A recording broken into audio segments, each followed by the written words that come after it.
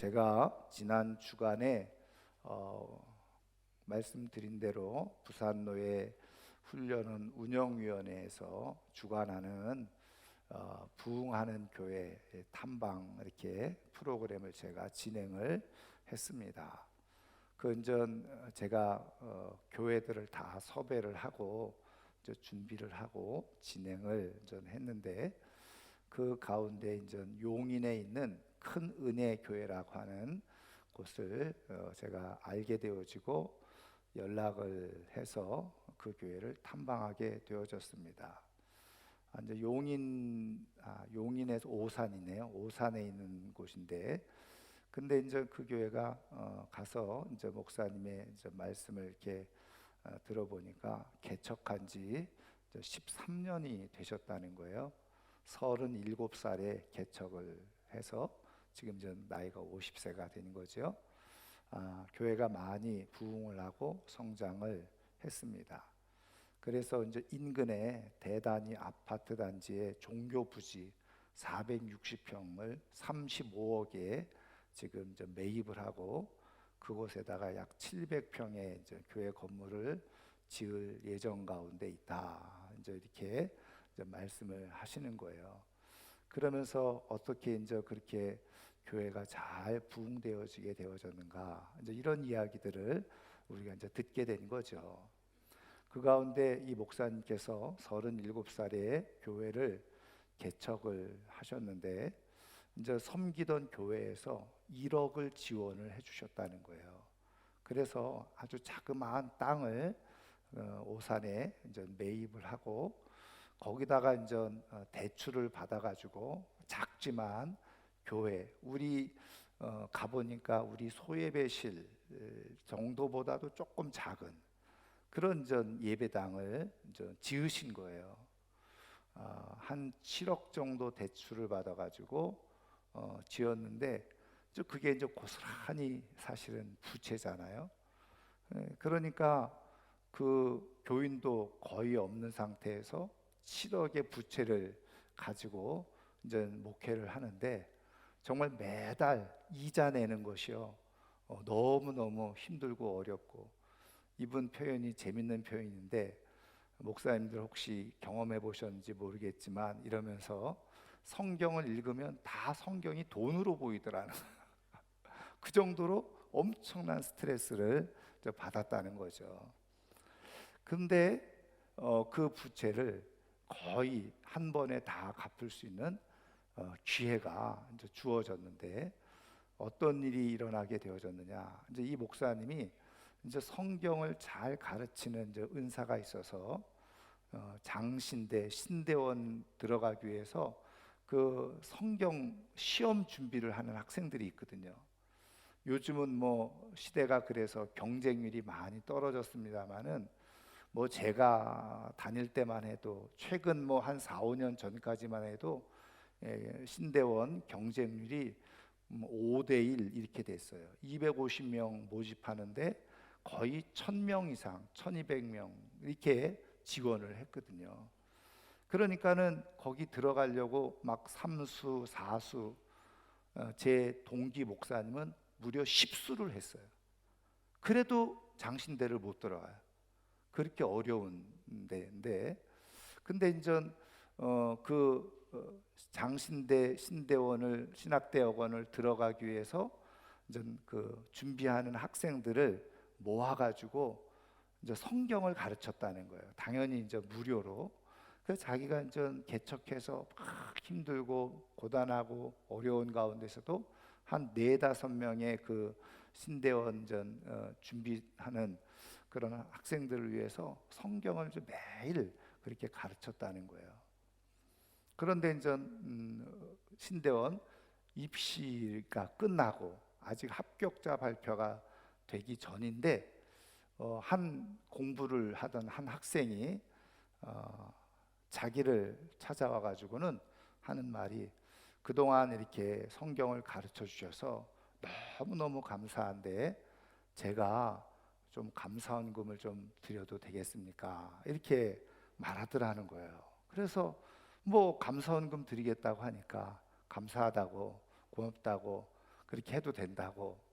그랬더니 이제 봉투를, 감사원금 봉투를 하고 가더라는 거죠. 갔다는 거예요.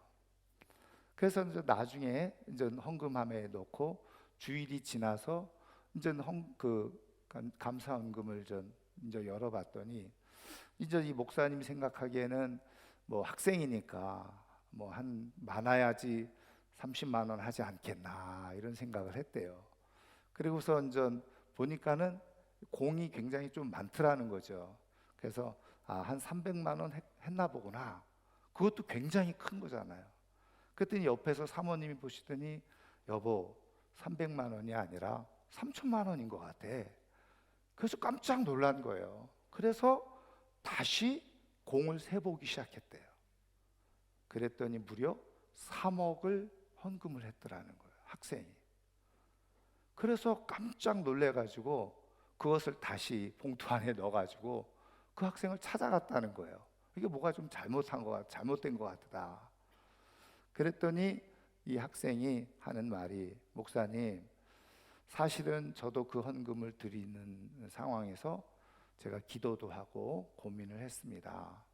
그래서 저희 어머니랑 다 의논을 했습니다.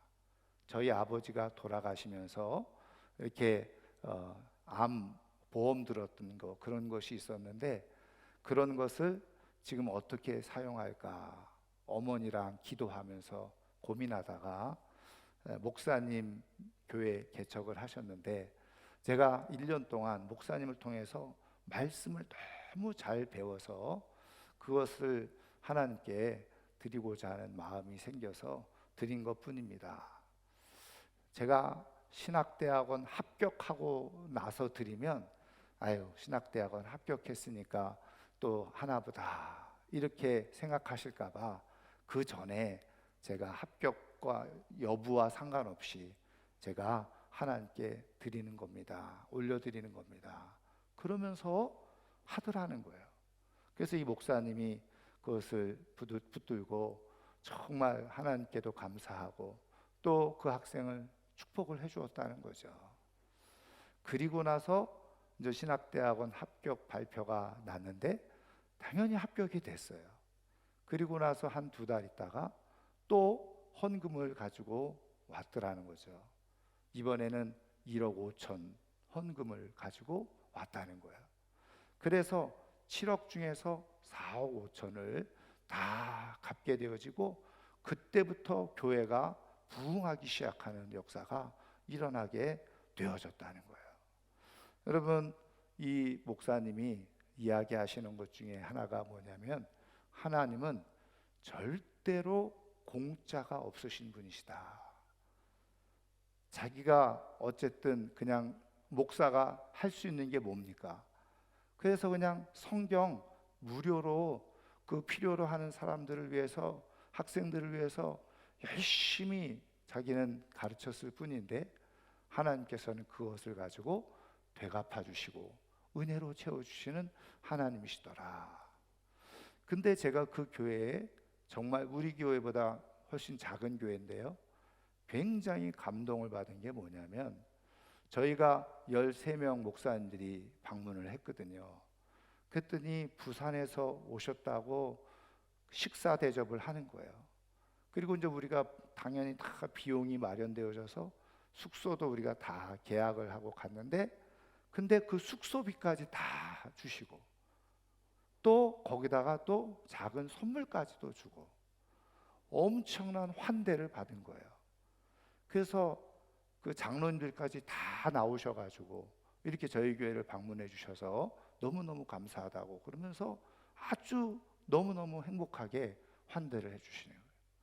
근데 제가 깜짝 놀란 게 뭐냐면, 그리고 이제 내려왔잖아요.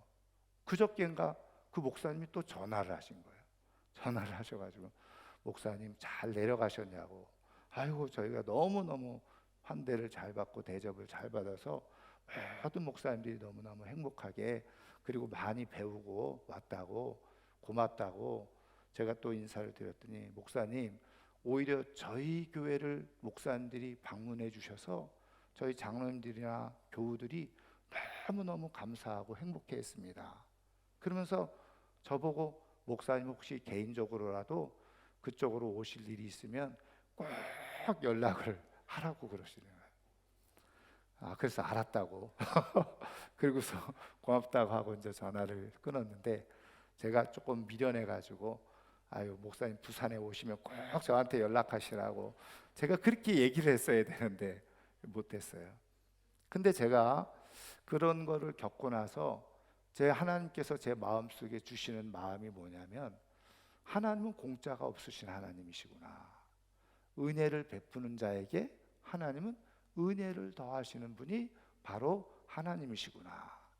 그 교회가 작지만 그렇게 잘 부흥할 수 있었던 아주 중요한 이유, 물론 뭐 하나님의 전적인 은혜겠습니다마는 그 가운데 그 공동체가 가지고 있는 이 환대의 정신이 있더라는 거죠. 그래서 다른 사람들이 오는 것을 환영해주고 기뻐해주고 정말 누구보다도 기쁘게 대접하는, 여러분 우리가 어디를 가든지 자신을 환영해주고 그렇게 대접해주고 섬겨주는 데를 싫어할 때가 하는 사람이 누가 있겠습니까?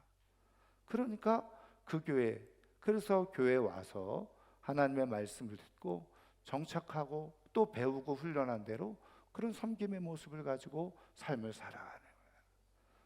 저는 우리 교회도 그런 교회가 되면 좋겠다. 물론 지금도 우리 교회도 잘 하고 있어요.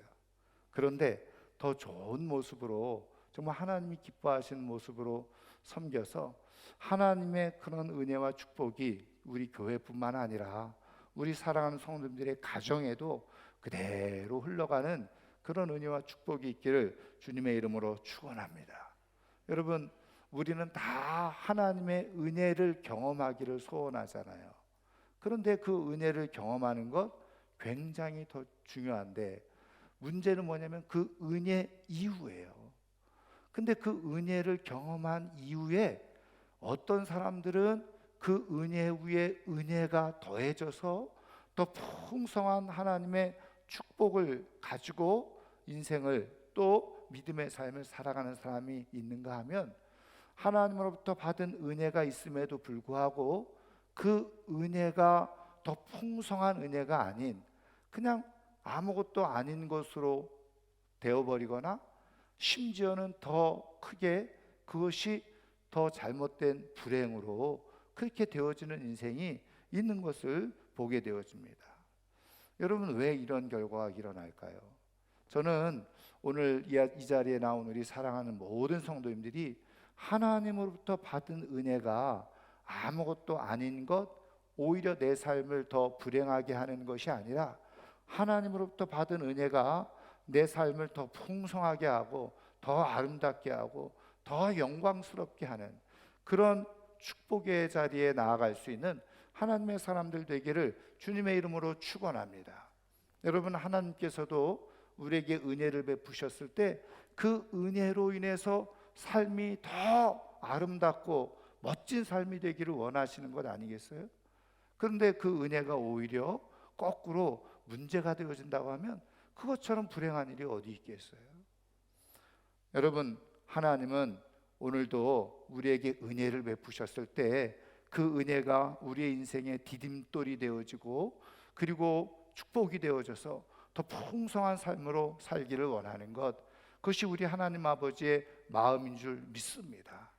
그렇다면 하나님께서 어떻게 그런 삶으로 인도하시는지, 그리고 어떤 사람이 그런 삶으로 되어지는지 오늘 우리가 읽은 말씀 속에서 함께 찾아보면요, 오늘 우리가 읽은 말씀 앞에 두 주간 계속해서 살펴놓은 말씀이죠. 이제 이 시편 116편을 지은 시인이 정말 죽을 위기에 놓여져 있었다가 하나님의 극적인 도우심으로 삶을 회복하게 된 거죠. 그래서 삶을 다시 살아가게 되어지는 그런 축복을 얻었다고 그랬어요. 그리고 나서 오늘 우리가 읽은 말씀에 보니까 내게 베풀어 주신 이 은혜 내가 어떻게 보답할까? 그러면서 그 하나님의 은혜에 대해서 보답하고자 하는 결단과 결심을 하고 있는 것이 오늘 우리가 읽은 말씀의 내용인 거예요. 여러분, 하나님께서 주신 은혜를 내가 아는 것, 여러분 이거 굉장히 중요한 일이죠. 왜냐하면 하나님께서 매일 은혜를 부어주고 계시는데 하나님이 나한테 무슨 은혜를 주셨지? 그거 분간 못하는 사람들도 있거든요. 근데 하나님께서 내게 오늘도 은혜를 부어주셨구나, 이거를 깨닫는 거는요 굉장히 큰 은혜고 축복이에요. 그런데 거기에 한 발자국 더 나가서 이 은혜가 내 인생에, 내 삶에 너무 소중하고 귀하구나, 내가 이 은혜를 어떻게 보답할까, 이런 생각까지 하는 것은 더 큰 축복인 거예요. 더 큰 은혜인 거예요. 왜냐하면 말씀드린 것처럼 아이고 하나님이 나한테 이런 은혜를 주셨네, 그리고서 입 딱 싹 씻는 사람들이 무지하게 많거든요.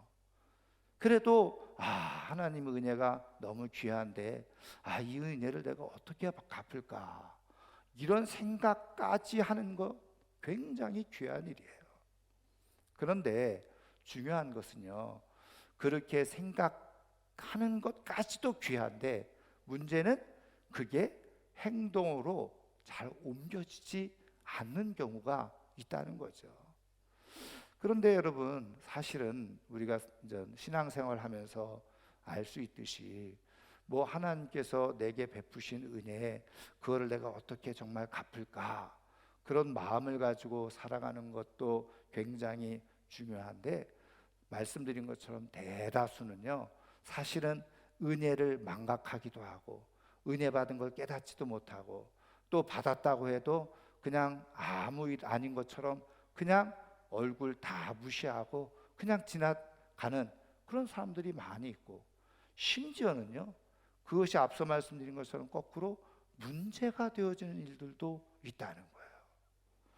여러분, 근데 오늘 이 시인은 그래도 이 은혜를 어떻게 보답할까 그러면서 오늘 이 시인이 아주 중요한 결단을 하고 고백을 하는데, 그것이 뭐냐, 내가 하나님께 서원한 것, 서원이 뭔지 아시죠? 하나님께 맹세하고 약속한 거라는 거예요.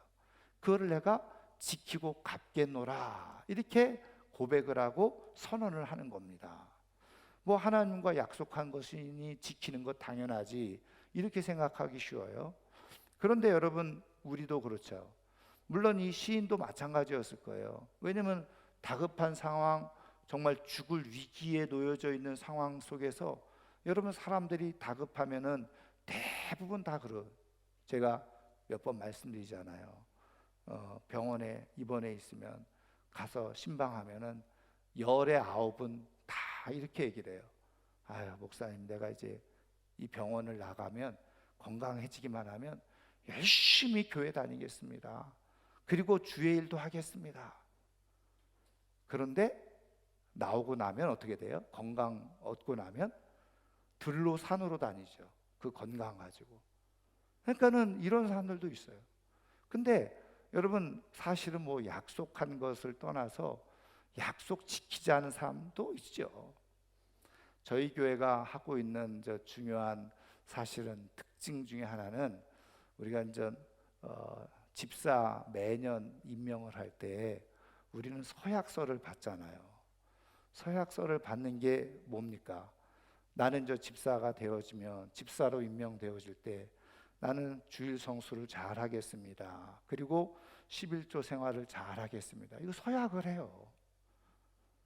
그의 서약을 한다는 건 뭐냐면 하나님과 약속을 한다는 거거든요. 나는 이렇게 할 자신도 없고 하기 싫다. 그러면 우리 교회에서는 집사 임명을 안 받으면 되는 거예요. 근데요, 제가 이거는 굉장히 사실은 자율적인 거잖아요. 내가 하기 싫으면 난 그게 또 아니라고 생각하면 안 하면 되는 거예요. 그냥 성도로 신앙생활 한다고 해서 뭐가 뭐 잘못되는 것 하나도 없죠. 그런데 이제 문제는 뭐냐면, 그렇게 실컷 서약해놓고 주일 성수도 안 하고 당연히 11조는 더더욱 안 하고 그러고서 그냥 집사라고 다니는 거예요. 저는 사람 앞에서는 그런 것이 눈 가리고 아웅이 될지 모르지만 하나님과 약속한 거잖아요. 여러분, 집사라는 직분이 저는 사람들이 생각할 때는 아무것도 아니고 그게 뭐 대수야 이렇게 생각할지 모르죠. 근데 저는 제 신앙 양심을 걸고 말씀에 근거해서 그렇게 주어지는 직분은요, 굉장히 큰 영광인 거예요. 하나님께서 베푸시는 직책이고 직분, 그건 영광인 거거든요. 근데 그거를 우습게 여겨요. 그리고 하나님과 약속한 거 지키지도 않고. 그래서 자율권을 주는 거잖아요. 근데 그거는 집사라는 이름은 갖고 싶고, 그런데 그거에 따르는 또 약속한 것은 지키기 싫고. 여러분, 저는 하나님께서 그런 것을 다 카운트하고 계신다고 보는 거예요. 근데 그러면 그런 삶이 좋으냐? 저는요, 아무 큰 문제 없을 수도 있어요. 근데 그게 복이라고 말할 수 있느냐? 저는 복이 아닌 거예요. 왜? 신앙 양심상 하나님께서 계속 그게 불편하게 생각되어지거든요. 여러분, 내가 하나님과 약속한 것을 지키지 않고도 하나도 불편하지 않고 자유롭다? 그것을 성경은 뭐라고 표현하느냐? 양심의 화인을 맞았다. 양심에 꺼리낌이 없는 거예요. 하나님과 약속하고도 지키지 않는데 아무 불편함이 없고 부담이 없다? 양심이 뭐가 문제가 생긴 거죠. 고장난 거예요. 그게 절대 자유로운 게 아닙니다. 그거는 이미 병 들어가고 있는 거죠. 여러분, 제가 주보에도 몇 번 썼습니다마는, 여러분, 은둔형 외톨이, 부산에서 요번에 어떤 23살에 얼굴까지 다 공개됐습니다마는, 정유정이라는 아가씨가 여러분 은둔형 외톨이로 지내다가 자기가 그냥 사람을 죽이잖아요. 여러분 잘 생각해 보세요. 그 사람이 그 일을 하면서 양심의 가책을 받았을까요? 양심의 가책을 받으면 그런 일 절대로 할 수 없죠. 자기는 정상이라고 생각하는 거예요. 그게 뭐예요? 그게 병인 거죠. 그게 문제가 있는 거죠. 그러니까 우리가 신앙을 살아도 신앙생활도 마찬가지라는 거예요. 하나님 앞에서 약속한 것을 내가 제대로 지키지 못하는데 그걸 부끄럽게 여기지 못하고 그것을 내가 인식하지 못하고 나는 아무 문제 없어 이렇게 살아가는 거는 굉장히 신앙 영적으로 보면요 어디가 고장난 상태. 근데 그걸 모르는 거예요. 근데 사실은요 이 목사의 양심을 두고 말하면 그런 거를 알고 보면서도 사실은 정확하게 말하면 잘 지도를 해야 되는데 그럼 또 상처를 받아요. 그리고 심지어는요 그런 얘기를 하면은 제가 들었던 얘기인데 교회가 집사 직분을 가지고 매관매직을 한다는 거예요. 돈 내면 집사 직분 주고 안 내면 안 주고. 여러분 제가 그런 얘기 들으면 너무너무 아니 안 하면 되는 거잖아요. 그리고 그걸 자율로 맡겼잖아요. 근데 그렇게 생각하는 여러분 그게 진짜 신앙에서 나오는 말이냐는 거죠. 근데 어쨌든 하나님과 약속한 것 해놓고 입장이 바뀌어지고 상황이 바뀌어지고 형편이 달라지면 싹 입시서요. 그런 사람들이 의외로 덜어있다. 근데 여러분 어쨌든 이 시인이 지금 그 은혜를 입고 나는 지금 이 서원을 갚겠습니다. 물론 성경에는요 그 서원의 구체적인 내용이 무엇인지는 기록해주고 있지 않아요. 근데 어쨌든 이렇게 결심하고 선언하고 고백한다는 사실, 여러분 이게 얼마나 귀하고 복된 일입니까? 근데 여러분 그것으로 끝이지 않아요. 이 시인은 뭐라고 고백을 하고 있냐면 여러분 14절 말씀해 보세요. 14절 말씀해 보면 여호와의 모든 백성 앞에서 나는 나의 서원을 여호와께 갚으리로다 그렇게 얘기를 하죠. 또 여러분 18절 말씀해 보시면 내가 여호와께 서원한 것을 그의 모든 백성이 보는 앞에서 내가 지키리로다. 여러분 지금 13절도 14절도 그렇고 18절도 뭐예요? 중복되는 게 뭐예요? 서원을 갚는데 어디 앞에서? 모든 백성들 앞에서. 그래서 이거를 모든 백성들 앞에서 그러니까는 백성이라고 표현하고 있으니까 왕이지 않을까. 그래서 어떤 학자들은 다윗이라고 해석을 하기도 하고, 어떤 학자들은 이제 이 내용상으로 흐름을 볼 때 히스기야 왕이 아닐까. 이거 뭐 다 추측하는 거예요. 근데 어쨌든 지금 뭔가 하나님과 그 어려운 가운데서 약속한 것을 지키긴 하겠는데, 내가 사람들 앞에서, 사람들이 다 보는 데서 내가 이 약속을 지키겠습니다. 그리고서 19절에 보시면 예루살렘아 내 한가운데에서 곧 여호와의 성전 뜰에서 지키리로다. 그 성전 한가운데 제사장들이 보는 앞에서, 또 사람들이 보는 앞에서 그것을 지키겠다라고 지금 선언하고 선포하고 있는 거예요. 여러분, 말씀드린 것처럼 서원을 지킨다는 것도 굉장히 복된 마음인데, 근데 사람들 보는 데서 하겠다, 이거를 한 번도 아니고 무려 3번에 걸쳐서 공개적으로 이렇게 내가 서원을 지키겠다 이렇게 약속하고 그리고 선포하는 것, 여러분 뭔가 조금 어색하지 않습니까? 여러분, 우리가 흔히 생각할 때 내가 하나님과 약속한 거 내가 지킬 때 그저 은밀하게 내가 그냥 약속한 거 지키면 되지, 뭐 사람들이 보는 앞에서 자랑하듯이 그렇게 뭐 그걸 꼭 지켜야 되나, 이렇게 생각하기 쉽잖아요. 그렇게 하면 사람들 앞에서 하면 자랑하나, 자랑질하네, 과시하네, 뭐 자기만 하나님의 사랑받나, 뭐 사람들이 이렇게 또 생각할 수 있는 것 아니겠어요? 그거 자랑하고 싶어서 하는 거 아닌가? 여러분, 예수님도 물론 뭐 약간의 의미와 상황의 차이는 있습니다만은, 여러분 마태복음 6장 그 산상수훈에 보면요, 공개적으로 하는 것에 대해서 굉장히 부정적인 그런 내용을 말씀해 주신 기록이 있잖아요. 그래서 너희가 구제할 때, 금식 기도할 때, 그리고 또 너희가 금식 기도할 때 어떻게 해요? 은밀하게 하라는 거예요. 은밀하게, 공개적으로 하지 말라는 거예요. 그러면서 예수님이 말씀해 주신 거죠. 그래서 공개적으로 할 때 가지고 있는 그런 문제, 드러나는 문제를 예수님이 말씀해 주셨잖아요. 여러분, 사람들도 말씀드린 것처럼 이렇게 은혜 받은 것을 공개적으로 막 얘기하고 그러면요, 물론 좋은 마음을 가지고 있는 사람들은 아이고 야 정말 좋네, 감사하네. 그런데 또 마음이 삐뚤어진 사람들은 아이고 저만 은혜 받았나, 아유 저렇게 난리를 치네 참. 그리고서 마치 과시한다고 생각하고 자랑한다고 생각하는, 그래서 사람들에게 불편한, 그것이 교만한 마음으로 비춰질 수 있어요.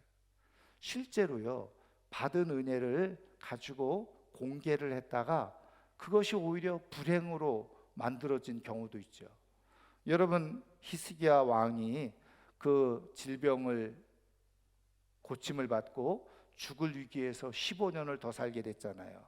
그래서 여러분 열왕기하 20장 그 16절 이하에 보면 어떤 내용이 기록되어져 있냐면, 바벨론이라고 하는 나라에서 그 축하 사절단을 보낸 거예요. 아이고 왕이 이렇게 죽었다가 다시 살게 되어졌으니까 축하합니다 하고 축하 사절단이 왔는데, 거기에 너무너무 흥분을 해가지고 성전 곡간을 다 열어서 보여주게 되죠. 그러니까 이사야 선지자가 그것으로 인해서 책망을 하죠. 그래서 왕은 지금 15년을 더 살게 됐을지 모르지만 그 일로 인해서, 왕의 그 일로 인해서 왕의 후손들이 어려움을 당하게 될 것이고, 그 일로 인해서 나라가 어려움을 처하게 될 것이다, 그렇게 이야기를 하게 되었잖아요. 그러니까 그래서 많은 학자들이 어떻게 해요? 히스기야 왕이 15년 더 산 것 은혜지만, 그런데 오히려 그것이 어떻게 해요? 과시하려고 하다가, 자랑하려고 하다가 오히려 더 큰 불행을 만들게 되어지는 일이 생겼다는 거예요. 여러분, 그러면 오늘 이 시인이 모든 백성들 앞에서 내가 하나님께서 베푸신 은혜를 내가 기억하고 서원을 지키겠다 이렇게 말하는 것이 합당하느냐? 아니, 하나님과 약속했으면 그냥 은밀하게 하나님만 아시니까 다 그냥 내가 지키면 되는 거 아니에요? 굳이 백성들 앞에서 지킬 이유가 뭐 있어요? 사람들 보는 앞에서 행할 이유가 뭐가 있어요? 근데 여러분, 하나님께서 지금 이것을 통해서 우리에게 말씀해 주고 계시는 아주 중요한 교훈과 도전이 있는데, 그것은 뭐냐? 하나님은 이런 것을 기뻐하신다는 거예요. 그러면 차이점이 뭐냐? 이게 왜 자기 자랑이 아니고 자기 과시가 아니냐? 하나님은 왜 이런 것을 기뻐하시느냐? 거기에 힌트가 되는 성경 구절이 있어요. 여러분 13절 말씀을 보시면 이렇게 되어져 있죠.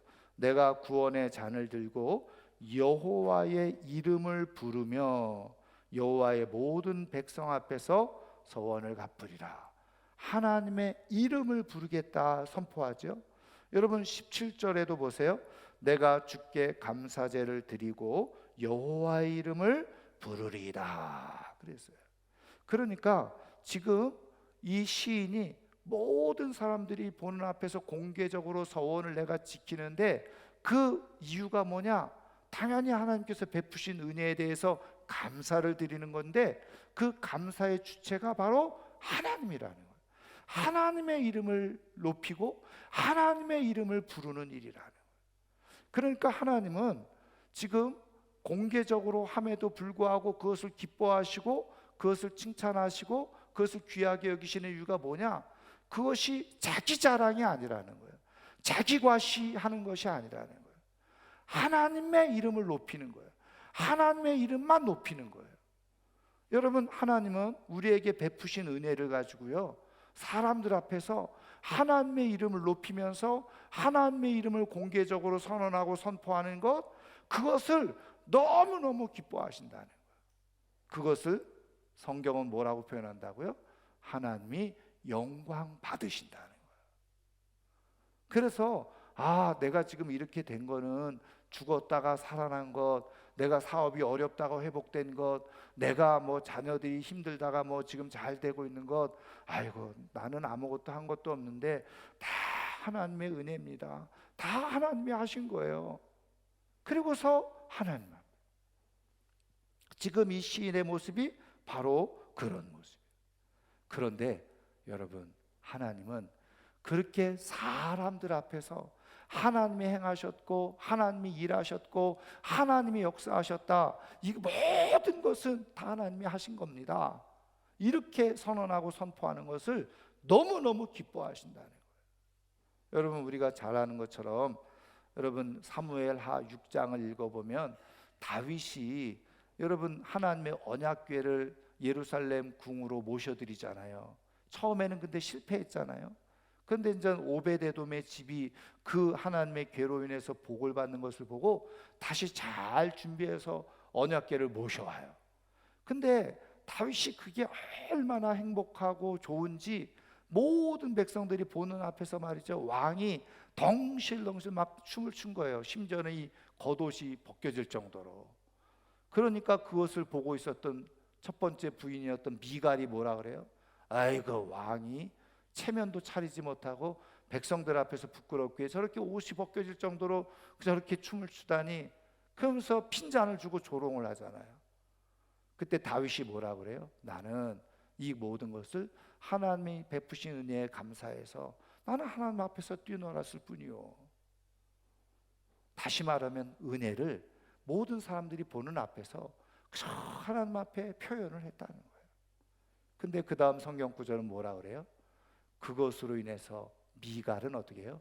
후손이 없어요.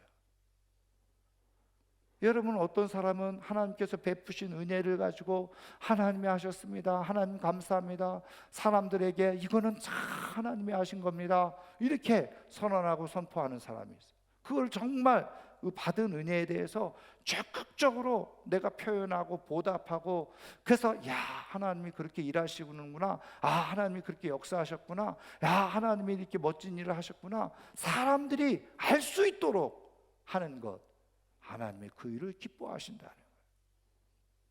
여러분, 하나님께서 베푸신 은혜, 그것을 가지고 더 큰 은혜의 자리, 풍성한 복의 자리로 나아간 사람의 비밀은 어디 있느냐?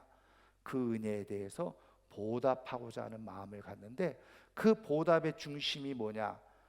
내가 잘해서가 아니라, 내가 잘나서가 아니라, 모든 건 다 하나님이 하셨고 하나님이 영광 받으실 일이다.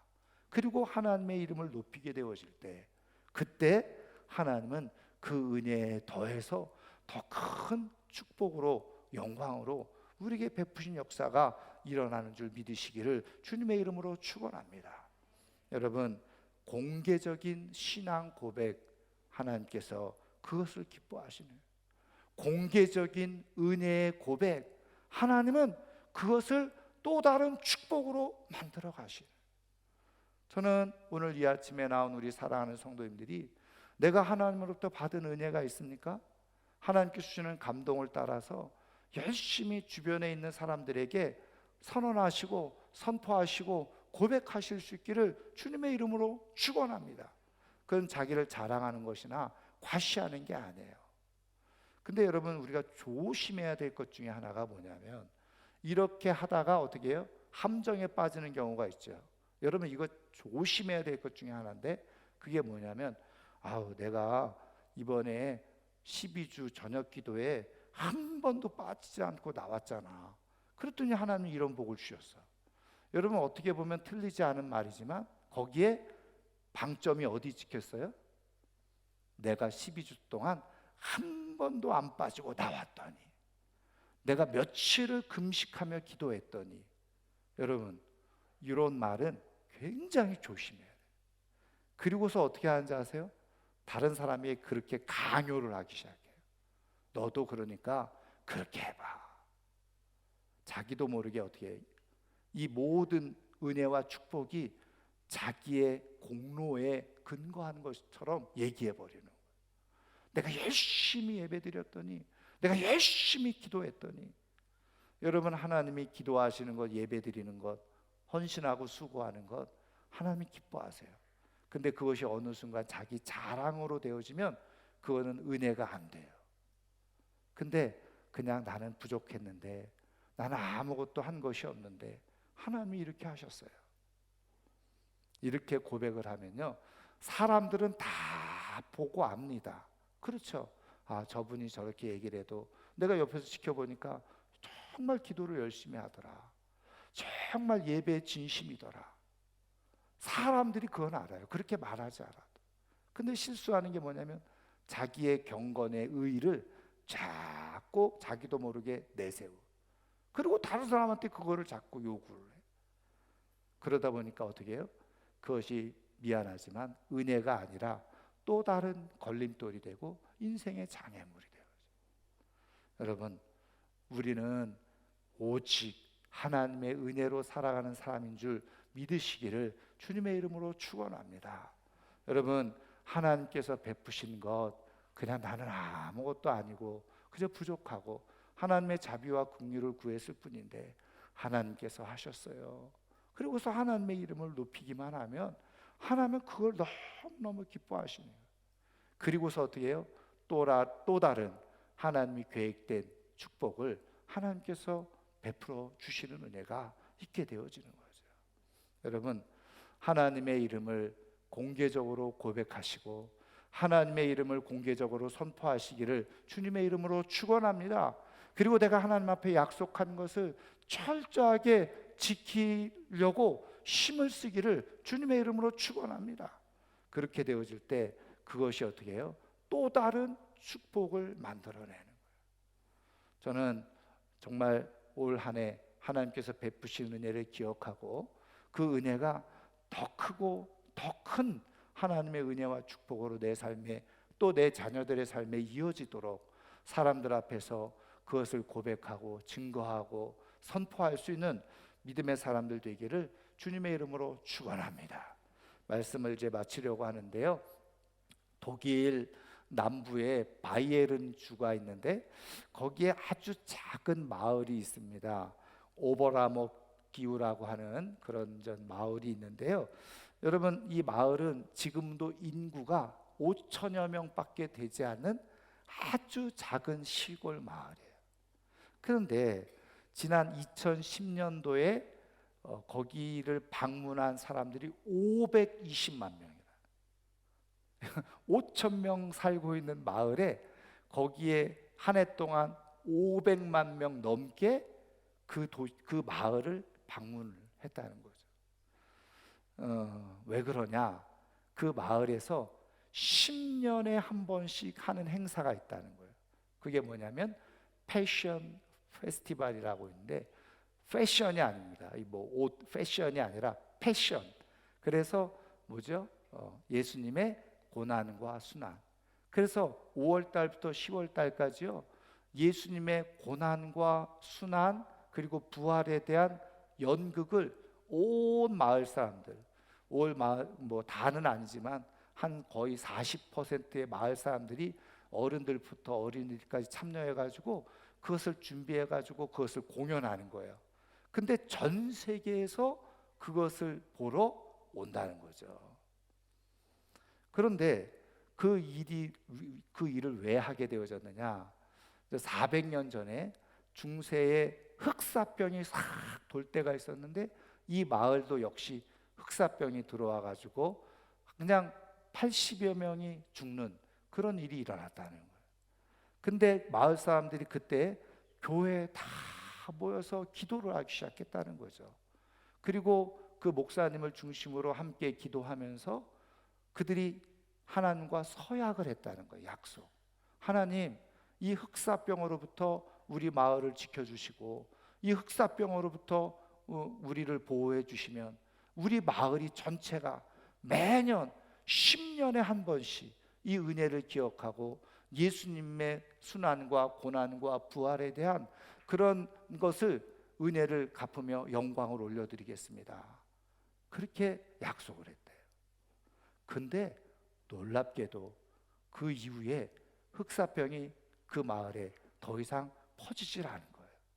그래서 그 80명이 묻혀진 그 묘지 위에다가 공연장을 세우고 약속한 대로 10년에 한 번씩 그들이, 온 마을 사람들이 다 준비를 해가지고 예수님의 고난과 죽음과 부활에 대한 연극을 하게 된 거죠.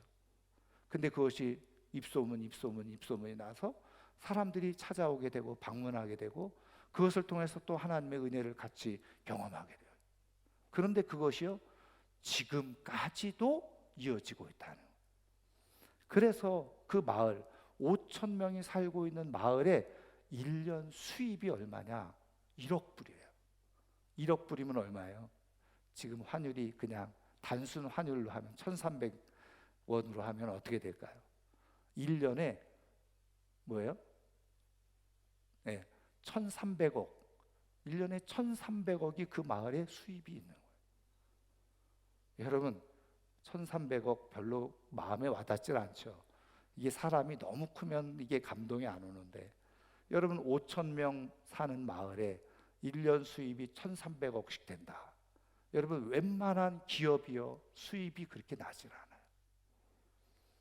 그런데 중요한 것은 그 후손들이 계속 이 전통을 받아서 준비하면서 10년에 한 번씩 예수님의 고난과 그리고 죽으심, 부활을 기억하고 있다는 거예요. 그게 더 큰 축복인 거죠. 여러분 기억하세요. 400년 동안 그것을 이어져 오는 것, 그거 쉬운 일도 아니잖아요. 쉬운 일이 아니잖아요. 근데 조상들이 하나님과 약속한 것을 400년 동안 지켜오는 거예요. 그랬더니 하나님께서 그것이 그 마을에 큰 영광이 되어요. 세계적으로 그 마을, 5천 명 사는 동네가 알려지는 그런 역사가 일어나요. 그것을 통해서 수입을 얻어서 사람들이 살아가는 거예요. 그 후손들이 계속해서 하나님의 복 가운데 살아가는 역사가 일어나게 된 거죠. 여러분 기억하세요. 하나님의 은혜를 알고 그 은혜에 대해서 내가 보답하고자 하는 결단을 가지고 사람들 앞에서 하나님이 이렇게 하셨습니다 라고 선포하고 선언할 때 그것이 내 삶에 더 큰 복이 되어지고요. 하나님은 그 복을 어떻게 해요? 그것이 자손들 입에서도 후손들 입에서, 자녀들 입에서도 똑같이 고백되어지면 그 자녀들이 그대로 그 복을 이어받는 역사가 일어나게 되어지는 거예요. 사랑하는 성도 여러분, 하나님과 약속한 것 잘 지키십시오. 그리고 받은 은혜를 사람들에게 잘 선언하십시오. 선포하십시오. 그것을 통해서 하나님은 영광 받으시고 또 다른 예비해 놓으신 복으로 우리의 인생을 채우시고 우리의 자녀들의 인생까지도 채우시는 은혜를 누리면서 살아가게 될 줄 믿습니다. 공개적인 은혜의 선포, 공개적인 은혜의 고백이 하나님의 또 다른 축복을 가져오는 은혜가 되어져요. 그런 은혜를 누리며 살아갈 수 있기를 주님의 이름으로 축원합니다. 축원합니다. 오늘 말씀을 생각하면서 우리 시간 함께 찬양을 하고요. 그리고 잠깐 기도하는 시간을 갖도록 하겠습니다. 주님, 내가 여기 있사오니 나를 보내주시고 나를 써주옵소서.